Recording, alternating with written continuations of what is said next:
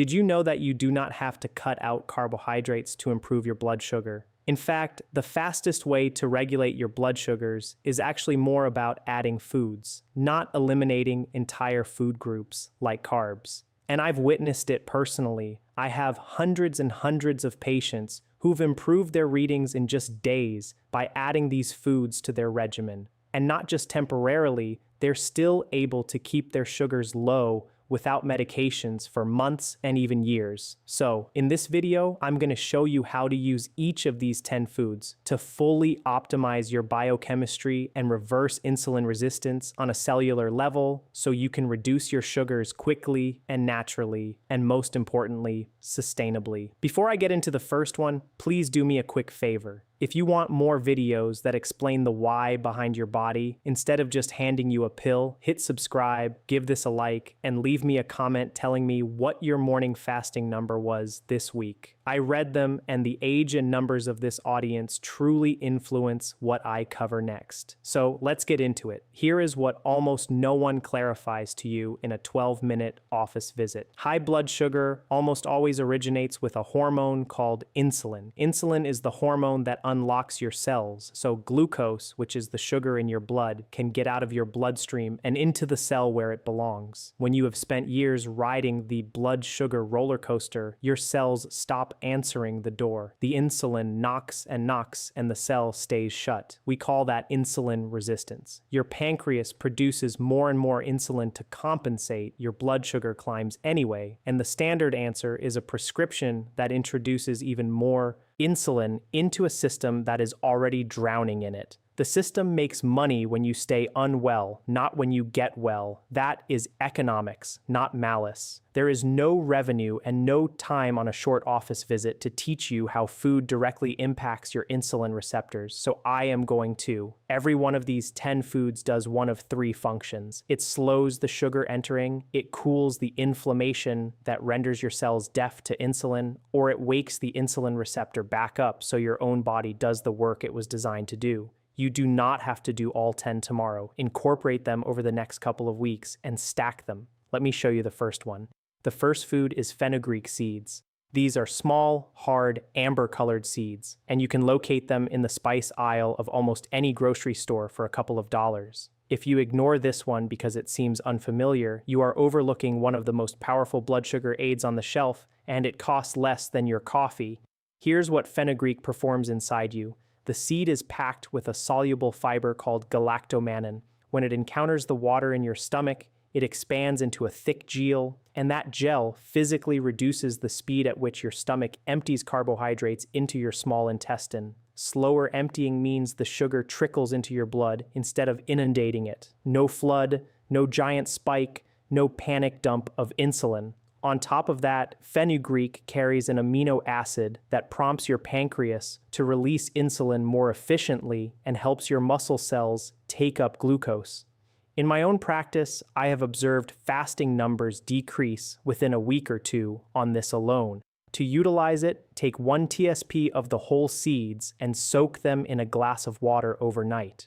In the morning, drink the water and eat the softened seeds before breakfast. If the slightly bitter flavor is too much, grind them and stir a half teaspoon into yogurt or sprinkle it over your eggs. Start low. This fiber is potent, and your gut requires a few days to adjust. Number 2 is cinnamon, and you almost certainly already have it in your pantry. But the kind you have matters, and most people select the wrong one. The typical store-bought cinnamon is cassia, and it carries a compound called coumarin that is hard on the liver in large daily doses. The one you want is Ceylon cinnamon, sometimes known as true cinnamon. It is milder, it is safer to take every day, and it is the one I tell my own patients to buy. What gives cinnamon its effect is a group of polyphenols. Those are natural plant compounds that mimic the action of insulin themselves. They help your insulin receptors bind glucose more tightly, and they slow your stomach from emptying too fast after a meal. The impact is real and it is measurable. Research out of the Human Nutrition Program at the USDA showed that less than half a teaspoon a day meaningfully lowered fasting glucose in adults with type 2 diabetes.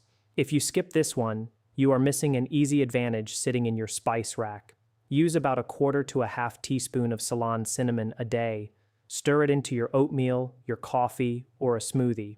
The strategy is to pair it with a carbohydrate meal because that is exactly when you want your receptors binding harder and your stomach slowing down. Third on the list is broccoli sprouts, and I want you to listen carefully here because this one is the most undervalued food in this entire video. Not full broccoli, the little 3-day-old sprouts. Ignore the distinction and you lose nearly all the benefit. Broccoli sprouts are rich in a compound called sulforaphane, and the sprouts hold somewhere between 50 and 100 times more of it than a head of mature broccoli. Sulforaphane performs a function none of the other foods on this list do quite as directly. It goes to your liver and calms the overnight glucose factory. Your liver makes sugar while you sleep, and in insulin resistance, it makes far too much, which is why so many of you wake up with a high fasting number you cannot explain. A 2017 study from Lund University in Sweden gave concentrated sulforaphane to people with type 2 diabetes and measurably reduced their fasting blood sugar with the strongest effect in exactly the people whose sugar was hardest to control.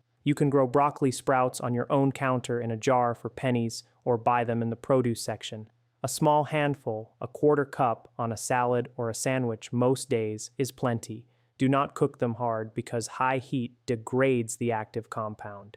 Eat them raw or barely wilted. So far, every food has performed the same quiet work, slowing the sugar down or waking the receptor up, and we are only 3 in. The next 4 are the ones that transform the meals you are already eating. If a friend or someone in your family is fighting their numbers too, send them this video because this is the stuff no one sat them down and explained. Anyway, number 4 is the avocado. Most people think of it as a fat to avoid because of the calories, and that fear is depriving them. The fat in an avocado is monounsaturated fat, the same family as olive oil, and it is one of the most blood sugar beneficial things you can put on a plate. The reason is simple. That healthy fat and the fiber inside an avocado slow your entire meal down. When you add half an avocado to a plate of rice or toast, you are not removing the carbohydrate. You are slowing the rate at which it turns into blood sugar. The glucose climbs gently instead of spiking. Over time, monounsaturated fat has also been shown to improve insulin sensitivity, meaning your cells respond to that insulin knock a little faster.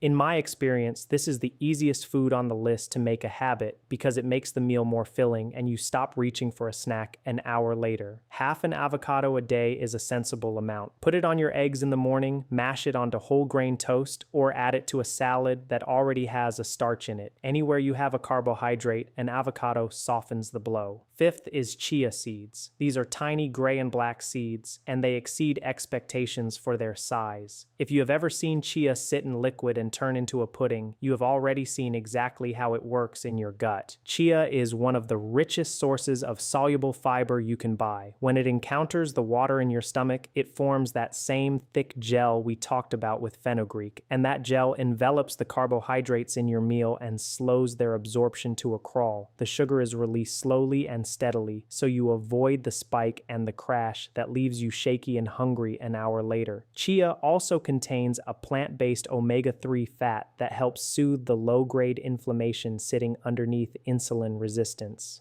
Cool the inflammation, and the cells start responding to insulin again. 1 to 2 tablespoons a day is sufficient. Stir it into yogurt, drop it in a glass of water with a squeeze of lemon, or blend it into a smoothie. Give it 10 minutes to gel before you drink it, and drink plenty of water alongside because all that fiber requires fluid for proper movement. Number 6 is fatty fish, and I mean salmon and mackerel specifically. This one does not work by slowing your meal down. It works on the deeper problem, the reason your cells became unresponsive to insulin in the first place. Insulin resistance is largely fueled by chronic inflammation. When your body is subtly inflamed year after year, that inflammation physically disrupts the insulin signal at the surface of the cell. Salmon and mackerel are rich in 2 omega-3 fats, EPA and DHA, and these are among the most powerful natural anti-inflammatory compounds we know of. They reduce inflammatory signals, the cell membrane becomes healthier, and the insulin receptor starts working the way it is supposed to. In 15 years of practice, the patients who eat fatty fish twice a week consistently have calmer, more stable numbers and better blood pressure accompanying it. Aim for 2 servings a week, about the size of your palm each. Wild salmon, mackerel, sardines, and herring are all excellent. Bake it, grill it, or buy it canned if that is easier on your budget. Canned mackerel and sardines are some of the cheapest, most powerful foods in this entire video. 7th on the list is walnuts. Of all the nuts, this is the one I direct my patients to initially because of what it provides for the lining of your blood vessels and for your insulin at the same time. Walnuts are rich in polyunsaturated fat and the same plant omega-3 found in chia. That fat enhances the function of your endothelium, the thin lining inside your blood vessels, which is one of the first things high blood sugar damages. At the same time, the fat, fiber, and protein in walnuts mitigate the rise in blood sugar after a meal and have been shown to lower fasting insulin, which is the number underneath your blood sugar that tells you how hard your pancreas is straining. Eat a small handful as a snack instead of crackers or a cookie, and you have transformed a sugar spike into a flat line. A small handful is about a quarter cup or 7 to 10 whole walnuts. Keep them raw or dry roasted, not the candied or honey-coated kind. Use them to replace a processed snack, not to add on top of one. Number 8 is eggs, whole eggs, yolk included. For years, people were told the yolk was the enemy, and that bad advice directed individuals toward sugary breakfast cereals that were far worse for their blood sugar. Let me set that straight. A whole egg is almost pure protein and fat with virtually no carbohydrate, which means on its own, it hardly affects your blood sugar at all. But the real magic is what doctors call the second meal effect. When you start your day with eggs instead of toast or cereal, you stabilize your blood sugar not just at breakfast, but all the way through to lunch. You walk into your next meal with calmer numbers and a smaller spike. The protein and fat also keep you full, so the mid-morning cravings that send you toward the cookie jar subtly diminish. In my practice, swapping a cereal breakfast for 2 or 3 eggs is one of the single fastest changes I see on a morning glucose reading. 2 or 3 whole eggs in the morning is a solid target for most people. Scramble them, boil them ahead for the week, or fold in some spinach. Put that avocado from earlier right on top, and you have built a near-perfect blood sugar breakfast. Number 9 is apple cider vinegar, and this is the one with the quickest noticeable effect on a glucose meter of anything on this list. If you have a meter at home, you can watch this one work tonight. The active ingredient is acetic acid. It performs 2 actions at once. It slows your stomach from emptying, so the carbohydrates in your meal enter your bloodstream gradually, and it helps your muscles extract glucose from your blood and use it for fuel. The research here is compelling. Work led by Dr. Carol Johnston at Arizona State University found that a tablespoon of vinegar before a carbohydrate meal reduced the post-meal blood sugar spike by roughly 20 to 30% in people with insulin resistance. That is a drug-sized effect from something that costs a few dollars a bottle. Take 1 TBSP, and this matters, diluted in a full glass of water 10 to 15 minutes before a meal that has carbohydrates in it. Always dilute it, never drink it straight, because the acid is abrasive to tooth enamel and the throat. And if you take any medication for blood sugar already, talk to your doctor first, because vinegar plus that medication can lower your sugar faster than you expect. The 10th food is lentils, and this one demonstrates the central message of this video. Lentils are a carbohydrate, and they will lower your blood sugar. Here is how that works. Lentils are composed of a slow carbohydrate called resistant starch wrapped in soluble fiber and an ample amount of plant protein. That combination means the glucose inside the lentil is released into your blood slowly and steadily over hours instead of all at once. They actually exhibit the second meal effect too, so a bowl of lentil soup at lunch gives you more stable sugar into the evening. Clinically, swapping white rice or white potato for lentils a few times a week is one of the most reliable ways I know to reduce an A1C, which is your 3-month average blood sugar. Aim for half a cup to a cup of cooked lentils a few times a week. Use them in a soup, a stew, or a cold salad with that olive oil and a splash of the vinegar we just covered. They are filling, they are cheap, and they extend a meal further than almost anything else. Let me tell you about someone I will call Donna. 63 years old, recently retired, came to me frightened because her fasting sugar was approximately 180, and her doctor had just told her it was time to add a second medication. She did not want to spend the rest of her life climbing the medication ladder, and she was scared of where this was heading because she had watched her own mother lose toes and then her eyesight to this same disease. We did not cut her carbohydrates to nothing. We added eggs and avocado in the morning instead of cereal, a tablespoon of vinegar before her bigger meals, lentils swapped in for the white rice, walnuts instead of the afternoon cookie, fatty fish twice a week, cinnamon in her coffee, and broccoli sprouts on her sandwich at lunch. Within the first week, her fasting numbers began to decrease. Within 3 months, working alongside her own doctor, she had discontinued that second medication entirely, and her A1C had shifted from the diabetic range back toward normal. 2 years later, it has remained stable. She did not starve herself. She ate more food, just the right food, and her own body did the rest. So, let me summarize these 10 points because this is the reason they work when cutting carbs alone fails. Every one of these foods is restoring your insulin's function without starving you. The fiber foods slow the glucose intake, so your pancreas never has to panic. The fish, the walnuts, and the chia reduce the inflammation that was obstructing the signal. The cinnamon and the vinegar directly interact with the insulin receptor and help it bind again. Do that meal after meal, day after day, and the cell that stopped answering the door slowly starts opening it on the first knock again. That is what reversing insulin resistance means at the cellular level. And once it happens, your body maintains your sugar levels on its own, which is exactly why Donna's numbers stayed low for 2 full years. Before I give you tonight's plan, I need to state one important caution. If you are on insulin or a sulfonylurea, one of the older blood sugar pills, these foods can lower your sugar fast enough that your medication dose may suddenly be too high, and that can cause a hypoglycemic event. So add these foods with your doctor monitoring your readings and let them gradually reduce your medication dose as your body improves. Do not stop any prescription on your own.